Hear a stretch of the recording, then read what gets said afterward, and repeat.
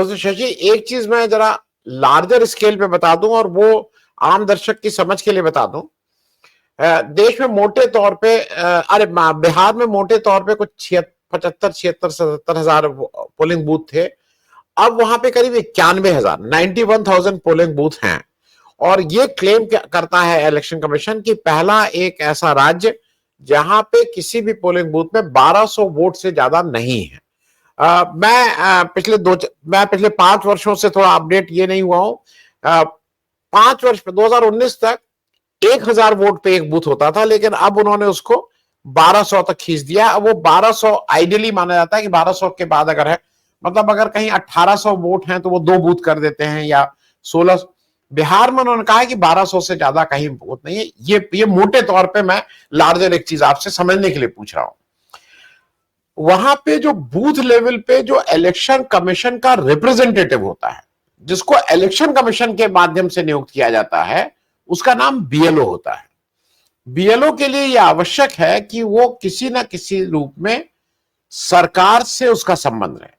वो सरकार के अगर डायरेक्ट, मतलब जो मैंने पहले भी बोला था, वो जो वर्कर्स हैं सरकार के, जो पंचायत सेक्रेटरी हैं या जो आंगनवाड़ी वर्कर हैं या इस तरह का कुछ ना कुछ है। अब उसमें लोग डिबेट करते हैं कि साहब वो सरकार के फुल टाइम वर्कर नहीं, फुल टाइम हाफ टाइम जो भी है सरकार द्वारा नियुक्त हैं वो सारे लोग, और उनका सरकार का उनके ऊपर एक कंट्रोल रहता है। ऐसे ही लोग बीएलओ बनाए जा सकते हैं। और उसका आज की तारीख में जो मेरी जानकारी, वो 1,000 रुपया उनको दिया जाता है इस काम के लिए।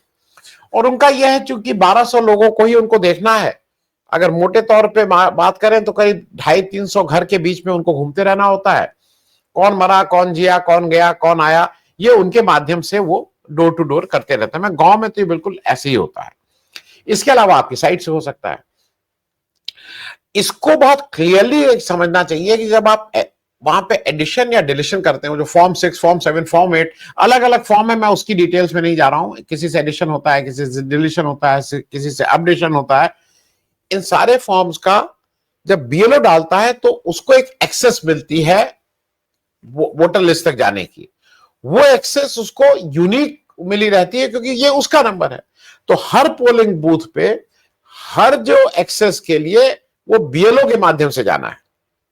ये मोटे तौर पे मैं आपको लार्जर इश्यू बता रहा हूं। अब अगर वहां पे कोई व्यक्ति इसको हैक करके, और जो जो साफ साफ कनन ने कहा है कि अब हैक कितना, इसमें तो कोई सिक्योरिटी ही नहीं है, इलेक्शन कमीशन खुद भी मांग रहा है कोई सिक्योरिटी नहीं। तो वो जब हैक किया है तो किसी ने उस बीएलओ को हैक किया है, क्योंकि वो अलंद में बिल्कुल क्लियर हो गया था, महिला बीएलओ थी, उसके चाचा का कैसे वो डिलीट हुआ था।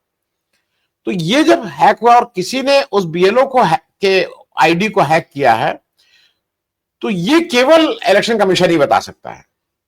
वहां तक पहुंचना होगा क्योंकि वो एक्सेस वहीं से मिल रही है। अब अगर वो इसको नहीं बता रहा है तो आम हमारी आपकी भाषा में वो उस आदमी को, जो भी जिसने भी ये काम किया है, जो भी ये क्रिमिनल ऑफेंडर है, उसको बचाने का काम कर रहा है, उसको कवर अप कर रहा है। तो प्राइमा फेसी मेरे हिसाब से अगर हम और आप समझें, वो भी उस क्राइम में उतने ही का भागीदार है, क्योंकि अगर वो बता भी नहीं रहा तो क्रिमिनल काम कर रहा है। मैं इस लार्जर दृष्टि में आपकी एक इस पे एक आपकी टिप्पणी, और दूसरी टिप्पणी जो बीजेपी ने अब प्रशांत किशोर और इस तरह के लोगों को उतार दिया है, ये कहने के लिए कि बिहार में ये सब वोट चोरी वोरी कोई इशू ही नहीं है, ये डेमोक्रेसी देश की इतनी मजबूत है, ये सब लोग जो who are telling of this are fools, ये उनको फूल बोल रहे हैं प्रशांत किशोर जी। तो ये इस स्थिति में आपकी दोनों चीजों में टिप्पणी, जैसे उन्होंने कहा था, एक प्रशांत किशोर को इस मैटर को बिल्कुल हवा में उड़ा देने की, और इलेक्शन कमीशन की स्वयं स्वीकार करना कि उसमें टेम्पर हो सकता है। जी नमस्कार। देखिए, पहली बात तो ये है कि चुनाव आयोग की जो अपनी विश्वसनीयता है, उस पर तो लगातार सवाल उठ रहे हैं। और जब विश्वसनीयता पर सवाल उठता है तो किसी भी प्रकार के उनके जो प्रयास होते हैं, जब उसमें पारदर्शिता नहीं आएगी तो वो विश्वसनीयता और कम होगी। यही स्थिति है भारतीय चुनाव आयोग का। तो इसका अर्थ यह है कि चुनाव आयोग अगर इस प्रकार की कोई कोशिश नहीं कर रहा है तो वो कुछ छुपाने की कोशिश कर रहा है, और अगर छुपाने की कोशिश कर रहा है तो क्यों कर रहा है, ये सवाल भी बहुत मायने रखता है। और ये तो हैकिंग होना, डिलीट कर दिया जाना और उसके बाद उसको बताना नहीं, तो आखिरकार चुनाव आयोग ऐसा क्यों कर रहा है? चुनाव आयोग जो है वो जनता का ट्रस्टी है। भाई संविधान ने उसे जनता का ट्रस्टी बनाया और ये कहा कि आप चुनाव का संचालन करेंगे, चाहे इलेक्टोरल रोल से लेकर के एक फ्री एंड फेयर चुनाव करवाने की उनकी जिम्मेदारी है। तो संविधान ने जो उसको जिम्मेदारी दी है, उस जिम्मेदारी का निर्वहन वो कैसे करेंगे?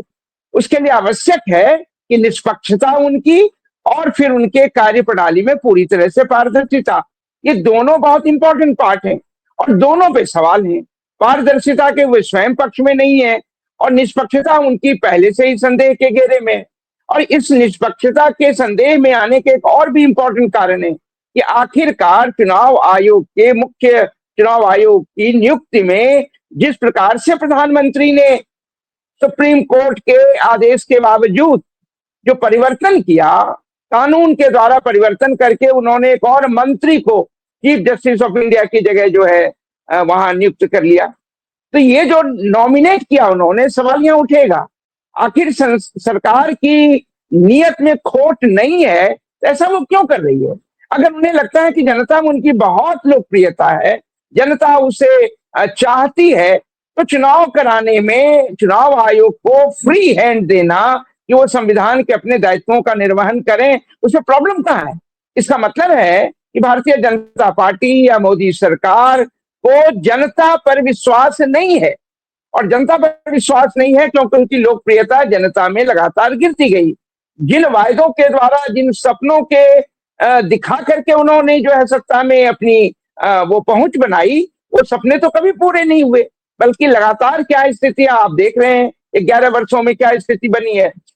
सरकार की अपनी लोकप्रियता तो स्वयं इस बात को प्रमाणित करती है कि वो 240 यानी 303 से 240 पे पहुंच गई 2024 के चुनाव में। तो ये तो साफ जाहिर है कि उनकी लोकप्रियता लगातार गिरती जा रही है। और उसमें भी वो तमाम मुद्दे शामिल भी कर लें आप कि जब 19 में तो खैर चलिए पुलवामा का मामला बनाया और जिस प्रकार से हत्या हुई, हमारे तमाम जो है ये शहीद हुए, थी तो वो हत्या, क्योंकि हत्या करवाई गई या किसने की क्यों नहीं बताया सरकार ने। तो सवाल यहीं पे है कि 2024 के चुनाव में जो है उनकी लोकप्रियता का देखिए, सीटों की संख्या में भारी परिवर्तन, जबकि 79 सीटों को लेकर के बार बार सवाल उठाए गए हैं। इसका मतलब है कि कहीं ना कहीं उनकी लोकप्रियता बहुत कम हुई। अब सवाल है कि लोकप्रियता कम हुई तो सत्ता में बने रहने के लिए उनको क्या करना होगा? सत्ता में बने रहने के लिए उन्हें तमाम तरह की चुनावों में धांधली करवानी होगी, और चुनावों में धांधली करवाने के लिए अगर वो चुनाव आयोग को अपने कंट्रोल में, नियंत्रण में ले लेते हैं, उनकी निष्पक्षता को खत्म करके उनमें पक्षपात करने की जो है वो उसमें वो क्षमता भर देते हैं, तो निस्संदेह फिर चुनाव तो फेयर होगा नहीं, न फ्री होगा न फेयर होगा। तो ये जो आप सवाल उठा रहे हैं कि डिलीट हुआ, अगर चुनाव आयोग में संविधान के प्रति कुछ भी निष्ठा होती और अपने दायित्वों के निर्वहन में ईमानदारी होती, तो सीधे सीधे कहते हैं कि जितने आरोप लगाए गए हैं, चाहे वो राहुल गांधी लगाए या कन्नन गोपीनाथन लगाए या कोई भी लगाए, उन आरोपों की जांच होगी और जांच एक स्वतंत्र समूह के द्वारा, स्वतंत्र आयोग के द्वारा या कमेटी के द्वारा होगी। और उसमें जनप्रतिनिधि यानी जो जनता के पॉलिटिकल रिप्रेजेंटेटिव नहीं, जो जनता के आम सिविल जो नागरिक संगठनों में काम करने वाले लोग हैं, पूर्व जजेज हैं, या यहाँ तक कि पूर्व जो चुनाव आयुक्त रहे हैं पहले के, क्योंकि बहुत सारे चुनाव आयोग के आयुक्तों ने भी, मुख्य आयुक्तों ने भी बहुत सारे सवाल उठाए हैं। तो अगर उनमें निष्पक्षता को प्रमाणित करना है और पारदर्शिता को स्थापित करना है तो सीधे सीधे इस प्रकार का जांच बैठा दे, लेकिन वो नहीं बैठाएंगे। लगातार वो कह रहे हैं कि नहीं, इस प्रकार की कोई धांधली नहीं हुई, सब झूठ है। तो मुझे लगता है कि ये अपने आप में चुनाव आयोग के ऊपर सवालों को और उसकी गिनती और बढ़ा रही है, यानी सवालों की संख्या बढ़ रही है, संदेह और गहराता जा रहा है। और इसीलिए भारत में जो जनमत है, यानी कि वोट के द्वारा जो जनमत जो है वो मतदान पेटियों में पहले होता था और अब ईवीएम में है, उस पर अलग से सवाल हैं। लगातार ये जो आरोप लग रहे हैं। दूसरी बात एक और देखिए कि भाई तमाम चीजों को वो सीसीटीवी फुटेज वो देने के लिए तैयार नहीं है, वो जो जो इलेक्ट्रॉनिक डेटा है वो देने के लिए तैयार नहीं है। तो आखिरकार जनता, यहां तक कि आपने देखा होगा कि 17C चुनावों में 2024 के भी लोकसभा चुनाव में 17C जो है वो सबको नहीं दिया उन्होंने। तो सवाल ये उठता है आखिरकार चुनाव आयोग ऐसा क्यों कर रही है? तो साफ है कि जो सरकारी पार्टी है, जो सत्ता में बैठे हुए लोग हैं, उनके इशारे पर पपेट के रूप में एक कठपुतली की तरह वो काम करे और उनके हितों को साधने के लिए, उनके राजनीतिक हितों को साधने के लिए वो काम करे। तो इसलिए तो सवाल हो गया चुनाव आयोग की कार्यप्रणाली पर।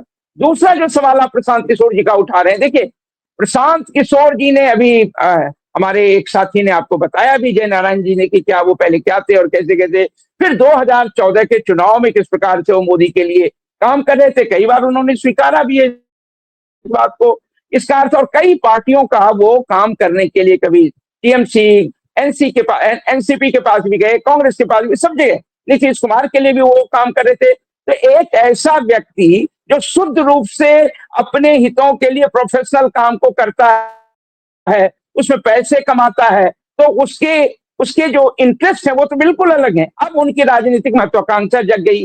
सवाल है कि राजनीतिक महत्वाकांक्षा जग गई, जो पैसा जन स्वराज के नाम पे करोड़ों रुपए वो खर्च कर रहे हैं और सारे पेड वर्कर्स हैं बिहार में। ऐसी स्थिति में ऐसा वो क्यों कर रहे हैं? पैसा कहां से आ रहा है? पैसा देने वाला कौन है और उसका क्या आर्थिक हित है? तो सवाल है कि इन तमाम सवालों को अगर आप इकट्ठा करके देखेंगे तो प्रशांत किशोर की राजनीति समझ में आ जाएगी। एक और बात आप जानते हैं कि 2 अक्टूबर को जब उन्होंने, पिछली बार की बात हो रही है, उन्होंने पार्टी की घोषणा की, उसी दिन कहा कि हम शराबबंदी को खत्म करेंगे, अगर हमारी पार्टी सत्ता में आई तो हम नशाबंदी जो है बिहार में उसको उठा लेंगे, यानी कि समाप्त कर देंगे। सवाल है कि इसका मतलब है कि नशाबंदी को उठाने की बात करने वाले व्यक्ति को निसंदेह जो है, जो शराब के बहुत बड़े व्यापारी है या जो वो करने वाले जिनका हित है, वो पैसा दे रहे हैं। क्यों आखिरकार उन्होंने, और देखिए कौन सा दिन चुना, गांधी जयंती का दिन चुना था। गांधी जी निरंतर जो है वो नशाबंदी के खिलाफ, नशाबंदी के पक्ष में थे। वो चाहते थे कि इस प्रकार के नशे पर सभी जगहों पर प्रतिबंध लगे। गुजरात में तो प्रतिबंध है नहीं। कम से कम मैं ये मानता हूं कि भारतीय जनता पार्टी की इतने लंबे समय से सरकार है, उन्होंने भी ये हिमाकत नहीं की कि वो नशाबंदी को खत्म कर देते। लेकिन प्रशांत किशोर को देख लीजिए, उसी दिन ये कर रहे हैं। और दूसरी बात जो मैंने बार बार इस बात को उठाया है कि आखिरकार जो वो कई बार जो बातें वो करते हैं, उन बातों में वो जनता के वो मुद्दे शामिल ही नहीं होते हैं कि जनता के मतदान के अधिकार को छीनने की जो अभी कोशिश एसआईआर के द्वारा हुआ, उस पर तो वो उन्होंने कुछ नहीं कहा है, बल्कि बिल्कुल उनके लिए ये महत्व का विषय है ही नहीं।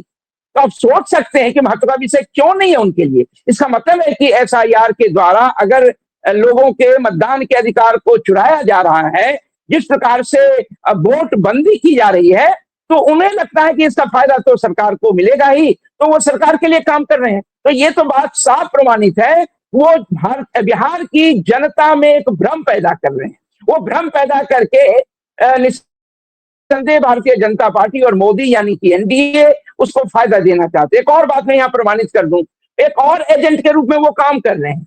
वो कहीं न कहीं जेडीयू के खिलाफ हैं। उनकी कोशिश ये है कि जेडीयू को एनडीए में उनकी सीटों की संख्या कम हो जाए। उनकी सीटों की संख्या कम होगी तो निस्संदेह जो है एनडीए में भारतीय जनता पार्टी की संख्या बढ़ सकती है। और फिर दूसरी ओर जो वो चुनाव की राजनीति करने पर उतारू हैं, उनके कैंडिडेट मैदान में आएंगे, उसमें कुछ लोग अगर जीत गए पैसे के बल पे और तमाम तरह की चीजों के बल पे, फिर वो भारतीय जनता पार्टी के साथ जो है वो सरकार के अगर बहुमत की स्थिति बनती है तो उसमें हिस्सेदारी कर सकते हैं। तो साफ साफ जाहिर है कि प्रशांत किशोर का हित अपना स्वार्थ है, उनकी जो छवि रही। और एक और बात याद कर लीजिए, कभी वो जेडीयू के वाइस प्रेसिडेंट बन गए थे, उन्हें लगता था कि नीतीश कुमार उन्हें अपना उत्तराधिकारी घोषित कर देगा और उसके बाद वो बिहार के मुख्यमंत्री बन जाएंगे जेडीयू और तमाम एनडीए के द्वारा। लेकिन ऐसा जब नहीं हुआ तो फिर वहां से भी निकले।